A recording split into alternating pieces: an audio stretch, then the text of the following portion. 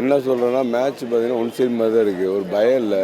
ஏன்னா சென்னை பிச்சு எல்லாம் ஜாலியாக ஆடுறாங்க, எல்லாம் கத்துறோம். சென்னை ஆளுக்கு ஃபுல்லாக இருக்கும், மஞ்சள்னு தெரியுது. டோனி ஜாலியாக இருக்கார், கோடிக்கணக்கில் வாங்கிட்டாங்க எல்லாருமே. நம்ம தான் டிக்கெட் வேஸ்ட் பண்ணி டைம் வேஸ்ட் பண்ணி வீட்டில் போய் சொல்லி கொண்டாடிட்டு போய் சொல்லி பக்கத்து வீட்டுக்காரன் போய் சொல்லி இதை செல்ஃபி எடுத்து எவ்வளோ வேலை பார்க்க வேண்டியது சார். கோடிக்கணக்கில் வாங்குற அவங்க டிவியில் பார்க்குற நம்ம இந்த போஸ்ட்டில் இருக்கணும். அவங்க தான் இங்கே இருக்கவங்க யாருமே தெரிய மாட்டாங்க, ஏன்னா அவங்க பெரிய ஆள் சார். டோனி 21 வருஷம் சீனியர். அப்போ என்ன யோசிக்கணும், ஒரு மேட்ச் தோற்றோம், அடுத்த மேட்ச் எதுக்கு தோக்குறோம், அதுக்கடுத்த மேட்ச் ஏன் தோக்குறோம், அதுக்கடுத்த மேட்ச் தோற்றோம்னா வெளியே அவுட் ஆயிடுவோம்.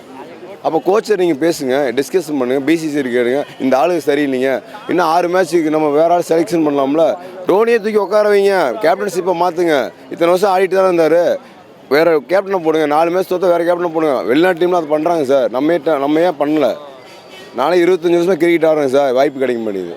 ஏன் நீங்களே ஆடிட்டு இருந்தீங்கன்னா எங்களுக்கு எப்படி வாய்ப்பு கிடைக்கும்? அவர் தூக்கி உட்கார வைங்க, 2 சீரிஸ் உட்கார வைங்க. அப்போ பயம் வரும்ல, ஆட்டோமேட்டிக் ப்ராக்டிஸ் இருப்பார்ல சார். இப்போ ஒரு பயம் இருக்கும்போது 4 மணிக்கு நான் நினச்சி போவேன் ஒர்க்குக்கு. என்கிட்ட பணம் இவ்வளோ இருக்கும்போது, எனக்கு பணம் இருக்குப்பா, நான் எதுக்கு 4 மணிக்கு நினச்சி போகணும்?